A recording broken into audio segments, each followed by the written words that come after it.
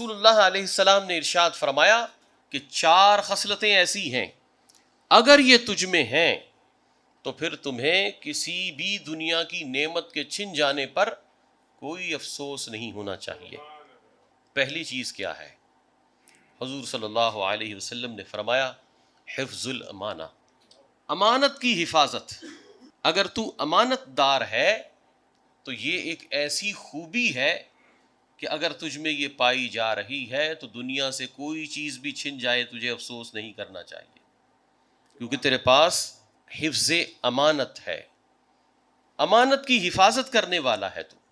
اب امانت طرح طرح کی ہے، کوئی فزیکل امانت ہے، پیسے رکھ دیا، کسی کی کوئی بات آپ کے پاس امانت ہے، کوئی مجلس کی امانت ہے، کوئی بازار کی امانت ہے، کسی کی عزت آپ کے پاس امانت ہے، کسی کا کوئی راز آپ کے پاس امانت ہے، کسی کا روپیہ پیسہ آپ کے پاس امانت ہے، یا جو آپ کو قوت ملی ہے، آپ افسر بن گئے، آپ اے سی ڈی سی بن گئے، کمشنر بن گئے، تو یہ عہدہ آپ کے پاس امت کی، اس عوام کی امانت ہے۔ تو آپ اگر امانت دار ہیں تو یہ عظیم خصلت آپ میں موجود ہے، تو دنیا میں سے کوئی بھی چیز آپ سے چھن جائے افسوس کا کوئی مقام نہیں، کہ یہ عظیم دولت جب آپ کے پاس ہے۔ اور پھر حضور علیہ الصلوۃ والسلام نے جو دوسری چیز ارشاد فرمائی، نبی مکرم صلی اللہ علیہ وسلم نے ارشاد فرمایا صدق الحدیث، بات کی سچائی، کہ تم جب بات کرتے ہو تو سچی بات کرتے ہو۔ اب ہم دیکھیں کہ ہم میں حفظ امانت ہے، ہم میں قول کی صداقت ہے، ہم بات کرتے ہیں، آدھی بات ادھر کی آدھی بات ادھر کی، سودا بیچتے ہیں، دکھاتے کچھ ہیں بیچتے کچھ ہیں، آن لائن کاروبار کرتے ہیں، کہتے ہیں کہ یہ ای کامرس سے دنیا بدل جائے گی، زندگیاں بدل جائیں گی۔ باہر جا کر بندہ ڈر نہیں رہا، وہاں سے چیز منگوا لیتا ہے، لیکن اب یہاں اپنے مسلمان بھائی سے چیز منگواتے ہوئے ڈرتا ہے کہ اس نے جو ایڈ میں دکھایا ہے جب یہ آئے گا تو یہ کیا ہوگا، اور ہر کسی کو اس اسکیم کا سامنا کرنا پڑتا ہے۔ تو مطلب کہنے کا یہ کہ دنیا میں جتنی مرضی ترقی کی بہاریں آ جائیں، لیکن اگر ہم میں قول کی صداقت نہیں ہے تو ہماری مفلسی کوئی دور نہیں کر سکتا۔ اگر ہم امانت کی حفاظت کرنے والے ہیں، اپنے قول کی صداقت کے امین ہیں، تو پھر ہمیں کسی قسم کی مفلسی کا کوئی ڈر نہیں ہونا چاہیے۔ اور تیسری چیز سرکار دو عالم صلی اللہ علیہ وآلہ وسلم نے ارشاد فرمایا حسن الخلق، عمدہ اخلاق، اچھا اخلاق۔ اب دیکھیے کہ پیچھے جو بات نبی مکرم صلی اللہ علیہ وآلہ وسلم نے ارشاد فرمائی صدق الحدیث، اس کے بعد فرمایا حسن خلق۔ ہماری صداقت بھی حسن خلق سے خارج نہیں ہونی چاہیے، کیونکہ ہم جب سچے ہوتے ہیں تو ہم نے سچے ہونے کا مطلب یہ رکھا ہے کہ ہمیں ساری بد اخلاقی جائز ہے۔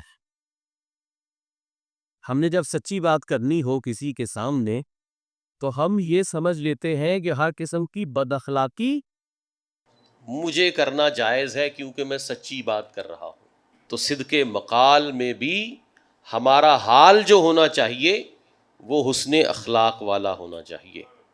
سچی بات بھی ایسی نہیں کہ ہم کہتے سچی بات تو کڑوی ہے، تو آپ نے اس سچ میں کڑواہٹ اتنی ملا دی ہے کہ اس کو کڑوا کر دیا ہے، ورنہ تو سچ ایسا یعنی کہ جنت کا داعی ہے کہ آپ کو سچ بولنے کا سلیقہ سیکھنا چاہیے نا۔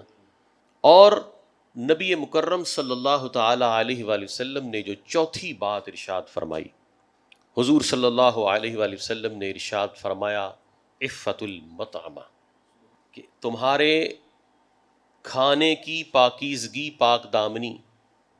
اس میں مختلف الفاظ ہیں لیکن سب کا لب لباب یہی، تمہارا کھانا اس کی طہارت، تم جو کھاتے ہو کھانے کی جگہ جو ہے، کیونکہ مطعم کھانے کی جگہ کو بھی کہتے ہیں، تو وہ اس کی عفت ہونی چاہیے، اس کی پاک دامنی ہونی چاہیے. مطلب یہ کہ اس میں نہ تو کھانے میں حرام ہونا چاہیے، نہ کھانے کا جو ذریعہ ہے اس میں حرام ہونا چاہیے. ایک شخص نے پوچھا کسائی سے ازراہ مزاح کہ یہ اتنا بڑا بکرا ہوتا ہے کیا، کہیں کتا تو نہیں ہے؟ تو وہ سامنے والا کسائی بھی دانا تھا، وہ کہنے لگا اگر آپ نے حلال کمائے ہے تو آپ کے لیے بکرا ہے، اگر حرام کمایا ہے تو آپ کے لیے کتا ہے. کہ ہم حرام پیسے کما کے حلال ڈھونڈنے نکلیں گے تو وہ حلال جو ہے وہ ہمارے لیے سور اور کتے سے بدتر ہے. تو نبی کریم صلی اللہ علیہ وآلہ وسلم نے یہ 4 باتیں ارشاد فرمائیں. حضور پر نور صلی اللہ علیہ وآلہ وسلم نے ان 4 باتوں میں وہ ثروت ازلی ہمارے دامن میں ڈال دی ہے کہ جس کے بعد ساری دنیا چھن جائے ہمیں فقر کا اور پریشانی کا کوئی سامنا نہیں کرنا پڑے گا. ہمارے لیے کسی چیز کا بھی چلے جانا یہ کوئی بھی قابل افسوس بات نہیں ہوگی. کیوں کہ ہم خود بھرے ہوئے ہوں گے تو کسی کا چلے جانا ہمارے لیے نقصان کا باعث نہیں ہوگا.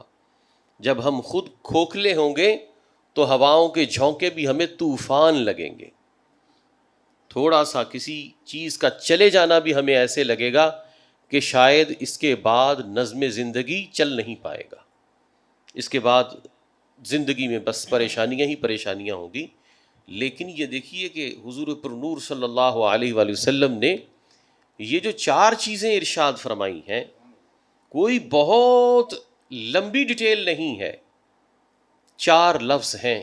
بس یہ یوں سمجھ لیں کہ جس نے اپنی زندگی کے رستے پر یہ 4 چراغ روشن کر لیے اس کی نہ دنیا میں اندھیرا ہے نہ اس کی قبر میں اندھیرا ہے.